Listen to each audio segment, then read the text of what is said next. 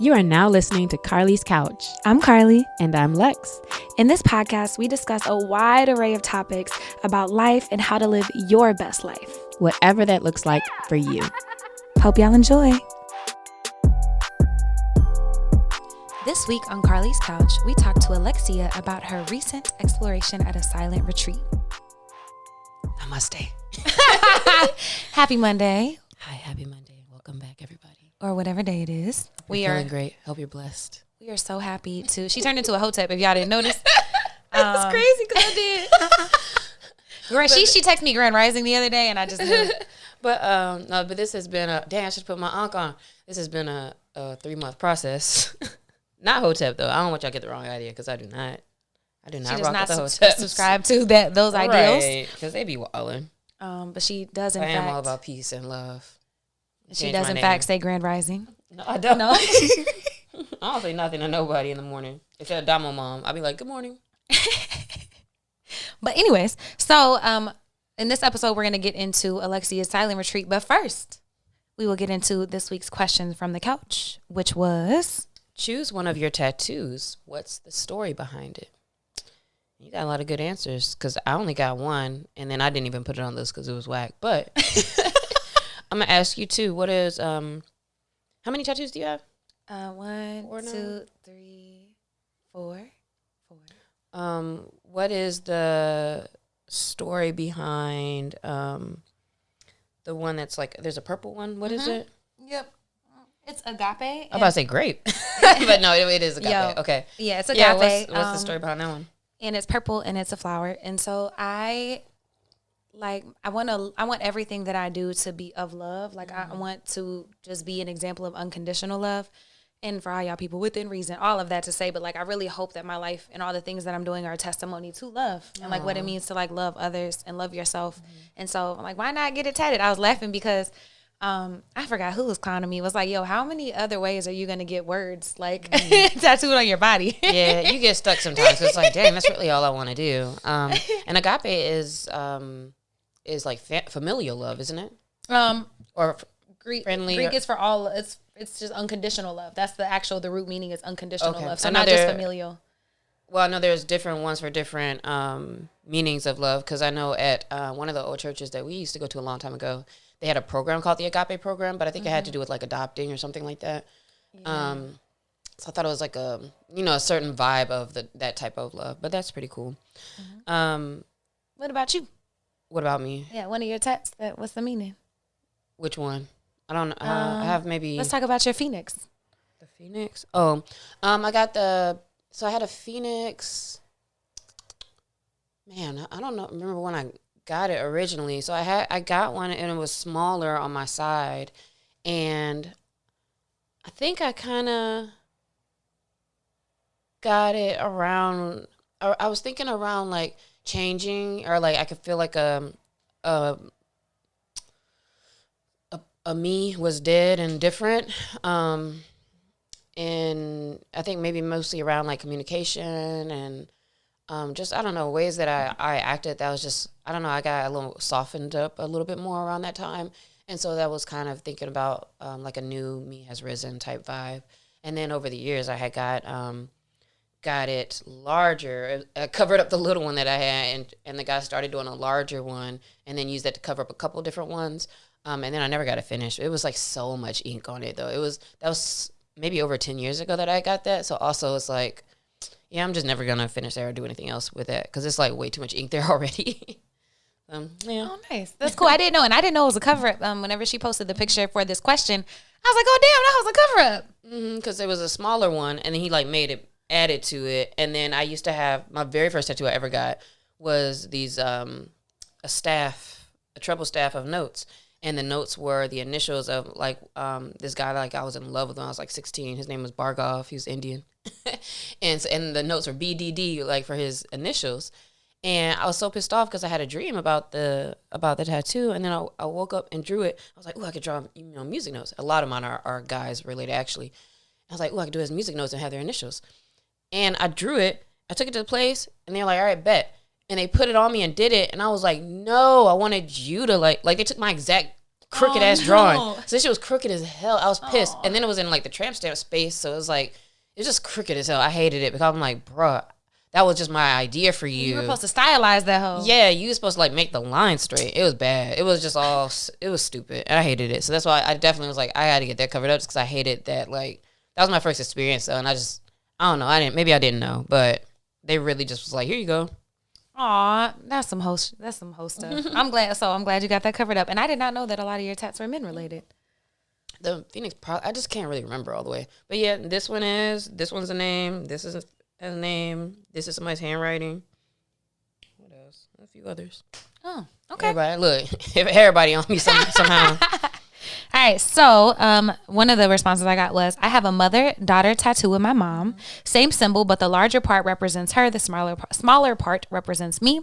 And it was her first tattoo, so I thought that was really special. Then I went back home and visited a few months later, and she had already got another one. That's funny. I thought of one that could be a good one to get with somebody. I just don't know where they would go, but like something where it's like you each have a wine glass, but when you put them together, they clink.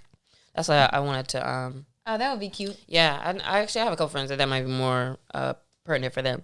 Another one says, I have Let It Be and the notes to the chorus on my wrists. It was the first song I learned by myself on the piano, and my mom loved the Beatles. It was played at both of my parents' funerals as well. Oh, that's sweet. Aw.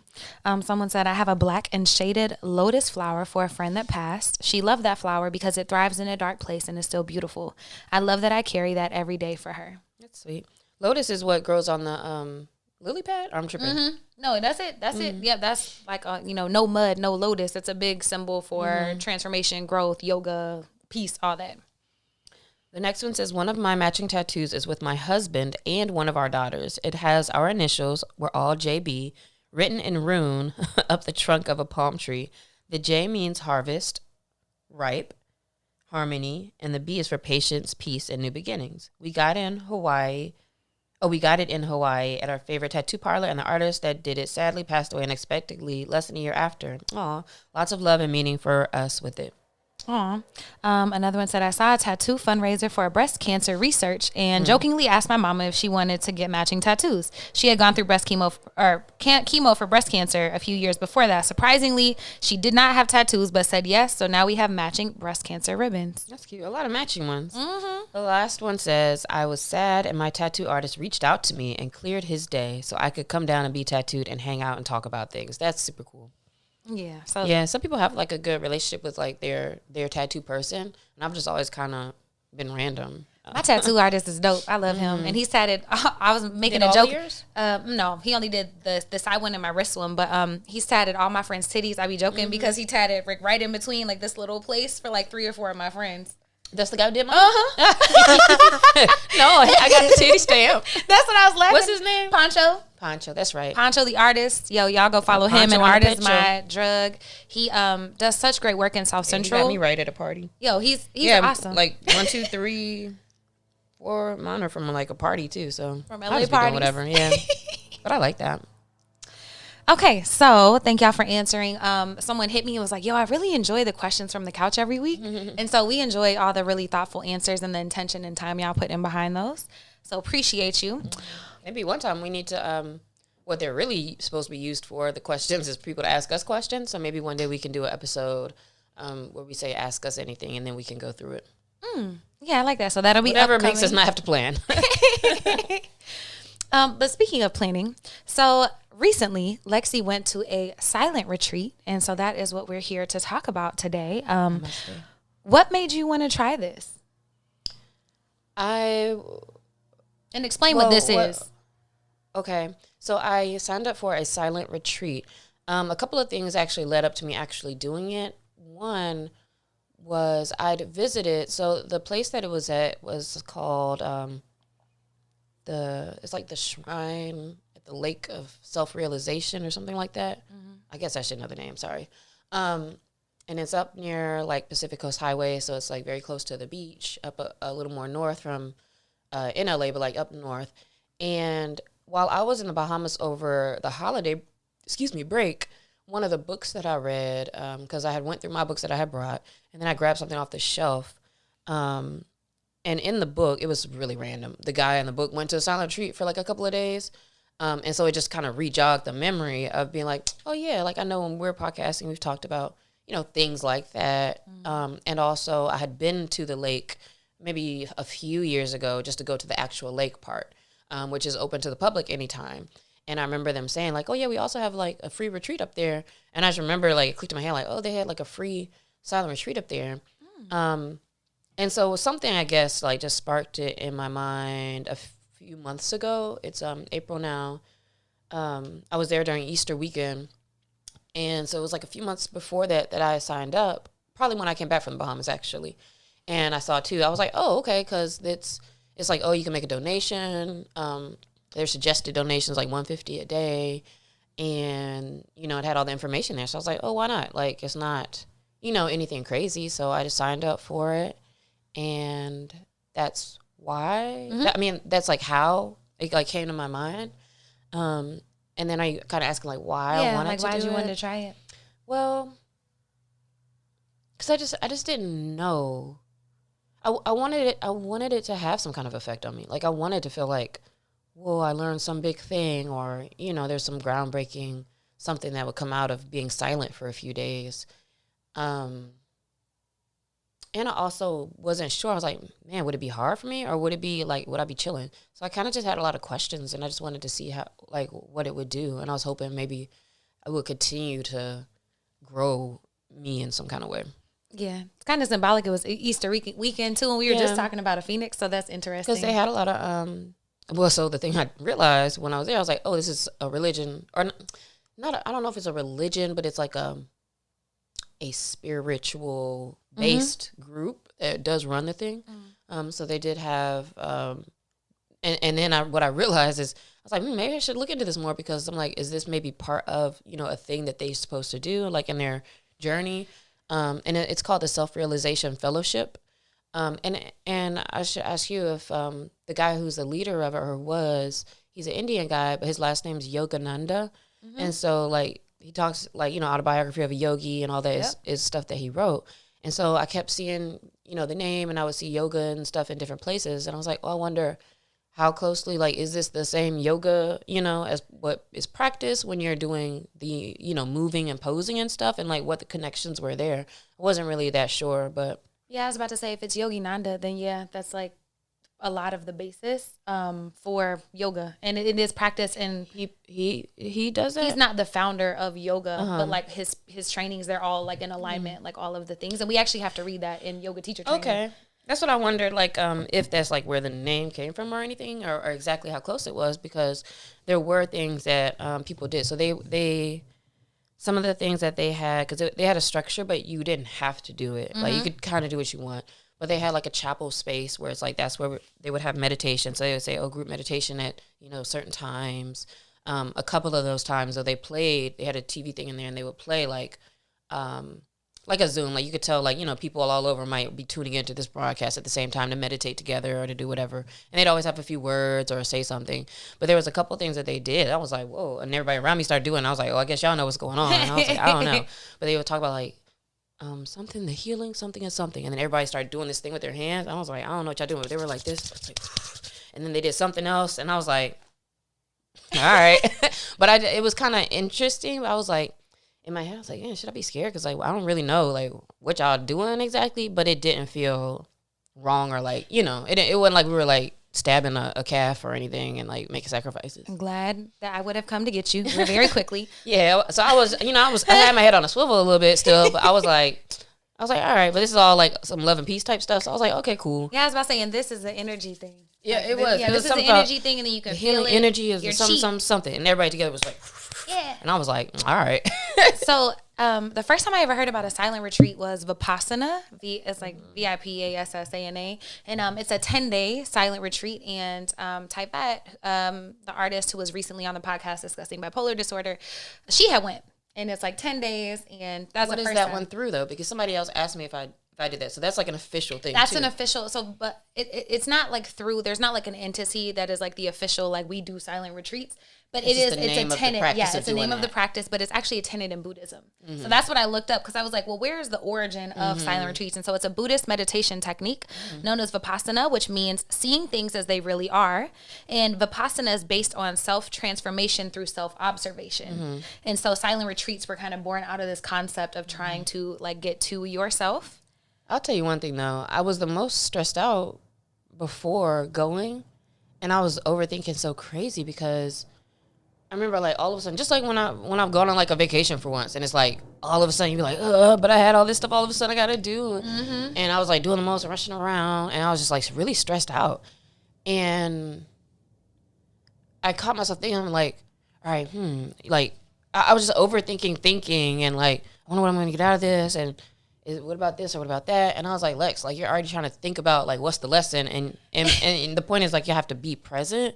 So I really had to be like, all right, stop trying to be like, I think this or I think that or what about this, and like just chill and just do it. So I was like, that's so crazy because I felt like I was going into it like, oh man, how am I gonna be able to like get content if I don't really have my phone and da da da da. I'm like how am I gonna show people what happened there? And actually, I do have hella pictures and videos and stuff, but dang, I forgot to do something with it. But the place was so beautiful, and there was times I went around and got stuff of the place too, so I could be able to like share or show people the things that they had like on the walls and all over the place. Did you set any official goals before you went? Like I know you said you were trying like to think about what would happen, but did you like set a goal for the week? So like that's what I stopped trying to do because that's what I was thinking. Like maybe I should set a goal, maybe I should have an intentions or blah blah blah. And then I was like, just go and just be present and just do it. So no, but I was thinking so hard about all that at first. So yeah, what was it like? Because in yoga, whenever they talk about, it's like they call it the mind monkey or like mental chatter. And like, that's really the purpose of yoga. So yoga is not for your physical body. It's for your mental. It's like for your mental, like aspect to help you get past all the mental chatter and find that pocket of peace with yourself. And to get past that. And so what was the experience like? Were you able to do that? Was that anything that happened? I think it was just so restful. The only thing that was, not that it was hard, but just wasn't intuitive, is like when people keeping the door open for you or something, like saying thank you. That was the only time that I'd be like, oh no, actually, so funny story. So I checked in. You check in at around 2. I checked in at 2 on Thursday, and then dinner was like at 5:30. So I went to the room. First of all, the room was fire. I had my own, like, my room was in the far corner, so I had my own bathroom. I had a balcony. I could see the water and all the stuff. And I was like, well, shoot, let me sit down a little bit. And I ended up taking a nap. And then I guess I just passed away. I don't know what was happening. I was knocked out. And then I heard do on my door. And I was like, huh? I was like, oh, my bad. I'm coming. Like, I was just immediately like, talking, yeah. And then I was like, wait, what? Like, where am I? And she's like, oh, I just wanted to see if you were coming up to the dinner. I was like, oh, yeah, thanks, because shit. Like, I was about to miss that jump.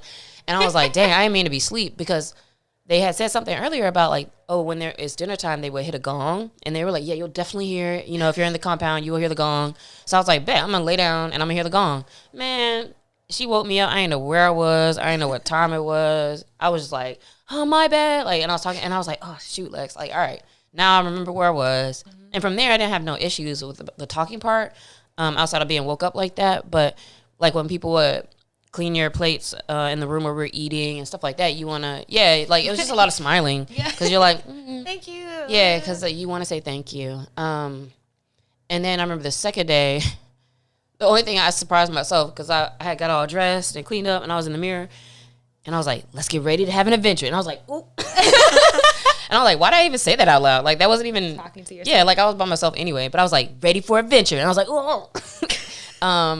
So that was it. And then I was judgy because there was this one other lady, Polish lady. I was like, she kept trying to whisper to people, and I was just like, But it wasn't hard, and I got so much rest, because, like, what else was I gonna do?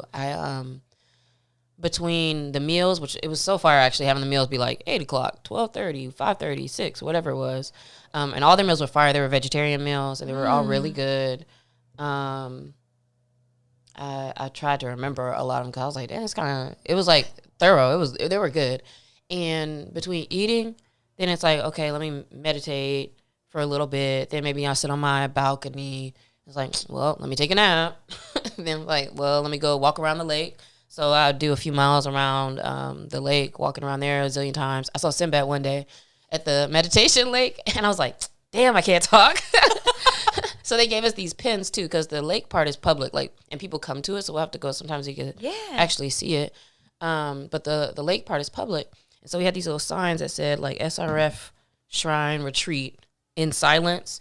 But really, they just made everybody think that I worked there, because at least 3 people tried to talk to me. So I was like, bet. For after that, I took the thing off because I'm like, ain't nobody trying to talk to me if I don't have no damn tag on. So, like one guy was like, hey, excuse me. And I'm just like looking at him. And he's like, do you work here? And I was like, just pointing to my thing. And he was like, oh, obviously too, they're like, I don't know what you're talking about. But like, he was like, oh, my bad. And this other black lady. and I felt bad I couldn't talk back to her because I was like, dang, I know she just wanted to chat it up. But she's like, girl, how many times you walk around here? And I was like, and she was like, huh? And she's like, oh, go ahead. So I was like, damn, my bad. And then I saw Sinbad chilling out there, and he just had his stroke. I'm pretty sure it's him. Like, there's a 0.5%. It might not have been him, but I'm pretty sure it was him. Because I also saw some other black people kind of look at him like, is that somebody? But like, he's just out there chilling, looking. I couldn't even like say nothing, so I had to hit him with the respect, like a little like peace be to you nod. But it was kind of cool because even in like walking around this lake, and there's so many flowers and trees and all stones and all these things. And I was looking at things. I was looking for things. I saw this cool snail, or when everybody else was looking at other stuff, and I'm seeing this, or I'm looking at these turtles, or, paying really close attention to little things just because it's like, that's my stimulation at that point. But that's literally all I did was like, and then go to bed by like 8:30, 9. So I got so much sleep, maybe like 18 to 20 hours each day. Never got old.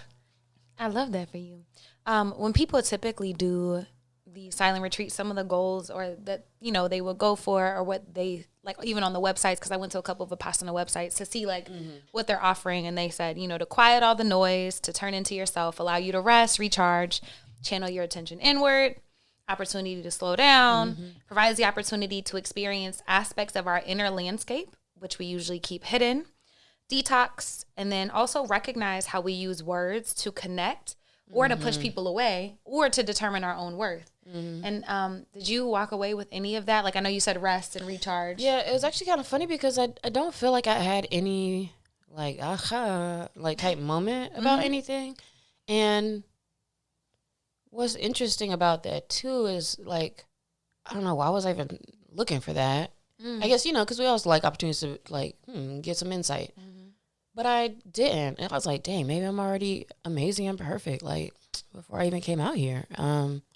And also I thought about maybe it's like, just like with the nutritionist, like, once I'm starting to do it right, then I go see him. It's like, kind of feel chill and I'm going to this thing, but it wasn't a challenge really in that way.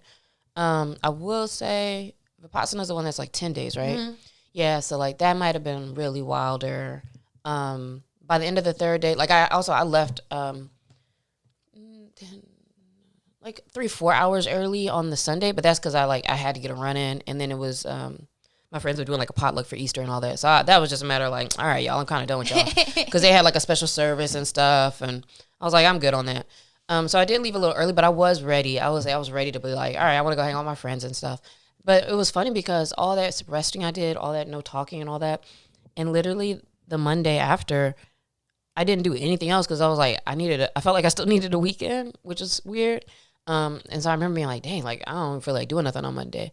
And maybe like kind of a calmness carried over, because then also in one of my meetings with one of my clients, she was like, oh, you sound mad relaxed. And I was like, I guess, you could say that, whatever. Like, so I think I was chill. I think it did reset a little bit of like, no, whatever that means, but you probably know what it means. Yeah. Yeah, what can I say? Would you do another one? Yeah, I would do another one. I think what I got mostly out of this too, a couple questions I remember that I did write down was this self-realization in Yogananda. They pull a lot from like original Christianity, like before a lot of things just got changed. They pull from original Christianity. They pull from Bhagavad Gita's.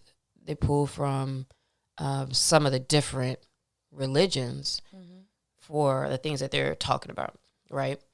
And then I was thinking, and I don't know if this is their official thing, but like one of the things you keep seeing everywhere was these 7 people. So it'd be like, I don't even know who this guy was. He looked like a fake Gandhi. It was like a Indian looking guy, Jesus, Krishna, you know, all the people. And I'm like, I don't know. All of them seem kind of Indianish. Minus Jesus was like the only white guy out there. And it made me think like, reminder to self. And I think I wrote it somewhere on something. Right there, African religions. I was like, reminder to self. I would like to look into like what are those like ancient or very, very traditional from the African continent religions, because I'm like, I wonder why certain ones didn't make the cut here, or you know. Yeah. So that's one thing that I thought about from this is like I want to explore that, because they were really about like getting back to basically like, you know, some of the basics of that stuff, which is like love and peace and all that, and recognizing your power and what you can realize in your life. And so it just made me curious about that. So that's something I would like to look more into. And then also I wrote down, get the water carafe in the cup, because they had these fire water things in the room, and the cup was like the top, but you take it, you had to go fill it yourself. And I was like, damn, I need one of those in my office. Cool. Yeah. So that was just another thing I was like, I remember to write that down when I get back. But yes, I would love to do it again. I think it'd be cool to do it with people you know. Yeah. I saw it. There was a couple couples, and they kept being like, her. And I was wondering like, how would that be if like you also committed to not talking to the person too, if you're like in the same room and all that could be interesting. And I came away from it being a little more curious about the self-realization fellowship and Yogananda and all that, because all the teachings and stuff were pretty good, and they made sense, and they were aligned with the types of things that we talk about as far as, you know, creating your life and like you know, being of service and all those types of things. Yeah, that sounds interesting, and also a little different than Vipassana, because they don't talk at all. Like not even the people. There's not. Yeah, they threw like, me off when they did that. Like, yeah, that they start talking a little like that's. And yeah, one they day, don't talk in Vipassana. well, there's nobody's leading anything though. It's just that I guess part of the programming was like if they would have, hey, you can come up to the group thing, and they would play it like a broadcast. So they're like talking they don't have none you. of that. Yeah, and then there was one of the days they had one of the monks from the ashram, which was like connected kind of down there too. He came in and was like, while we were eating silently, he was talking about how like, yes, when you're in the monk thing, what we do is we eat our meals silently, and then there's usually one brother who like, you know, they say a few words from one of the books or something, and blah blah blah. So he like did a little thing. He was kind of fire though. Like he was spitting some. I was like, damn, he spitting some game a little bit. He was talking about like, what's your most successful failures? I was like, he was spitting, but yeah. So like when they did kind of talk, I'd be like, what am I supposed to say back, or like, or am I just here? And there was a couple little or things they did, and I was just like, all right, let's see what y'all talk about. But yeah, it was cool. Yeah, I think that silent retreats, and you could go to a place. So I know in LA we have an abundance of those, but maybe not everywhere in the country does. But I think it can be great for detox or any of those other benefits of like trying to really get past that mental chatter and all the stress of our everyday life and really in touch with yourself. And if you're trying to dive head first, definitely look up some Vipassanas. Yeah. I was actually kind of surprised. I wasn't pressed about like my phone very much. But I didn't charge it all weekend. It was like my phone was good all weekend. I just turned it, like some nights I turned it all the way off, and then I kept it on looking at time, or if I was going to the lake, I would take it so I could take pictures and stuff. And then when I was walking, like so I could connect like my Garmin with my phone, I would take it off of Bluetooth. So I had the Bluetooth on and off a little bit, or not Bluetooth, like airplane mode on and off, mostly because it was like notifications. Like if I did take it off to connect or something, and there's like all these stupid notifications, and I was like, I don't really want to look at that. But yeah, it wasn't too difficult. There was one time I was like, damn man, I left my phone in the room because I want to take some pictures of that lake, and I was like, you still got 2 more days. Like it's whatever, it's okay. Like it shouldn't be that deep, but it was kind of weird. And that first night too, when they woke me up all hard, I remember grabbing. That's the first thing I did. That's the only night because it's like I wasn't there yet. Yeah. Like I grabbed my phone, put it in my pocket, and I went to dinner and like put my phone on the table, and I was like, oh yeah, like let me not act like I'm about to look at something. Yeah, and I was like, let me put that up. I feel like that'd be the hardest part is like the picking up your phone because but if you know you can't, then you probably would just not use it. But then for me, I'm like I talk to myself a lot, and I would not do that, and so Yeah. Sometimes, but even, you know, what's crazy is you actually feel comfortable, like sometimes actually just picking up my phone. And it's like, what can I do on here? Not really nothing. But I still kind of feel good, like pick up a little bit sometimes. And I'll just kind of look, be like, can't really do anything right now. So leave it. But it was interesting. Yeah. So cheers to more experiences that, you know, just trying new things and new adventures, but also anything to get your chi on fire and your energy aligned. If you have done a silent retreat, I would love to hear, like we would love to hear from you and maybe what that was like. Yeah. And if you're in LA area, look into the Look, you've been selling them up. They need to Self-Realization Fellowship. No, it was interesting. I didn't quite grasp like how deep was this like sect thing until like I know when that monk guy was talking to us too. He was like, he asked one of the guys, he's like, and yeah, he threw me off. I was like, bro, I was pissed off because he was like, let's go around the room and everybody say like, where are you from? I was like, we're not we're not supposed to be talking. That's what. Yeah, that's what I'm like. It ain't don't sound like no right. But that's the only time anybody like specifically talked to us. And I was like, does he not know the program? Like, but had it not been for him, though, is this? Right. I was like, but if it had not been for him, I wouldn't have known. Like it was. I was like, oh, that's cool because there was it's actually kind of more diverse than I would have thought. Like one guy had come all the way from Rome. He was an older guy. And he was like, oh, how long have you been on the path? So that's when I was like, oh, wait, what y'all talking about? He's like 70 years or something. Oh. I was like, okay. And there was a couple from like Poland. There was another lady from Poland. There was one woman who was from Ecuador. Like, because you could tell like she didn't really speak English like super fully. So it was interesting. I was very surprised. There was a few different couple Indian couples, one Indian lady, another Indian guy.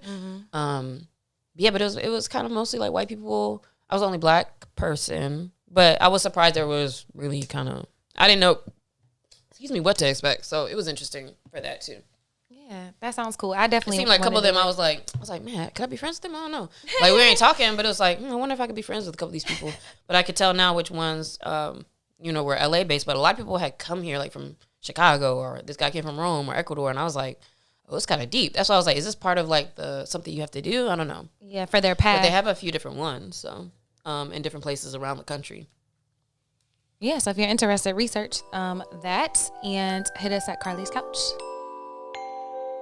Oh, was that the end of the episode? Oh, my bad. Have a great week. Bye, y'all.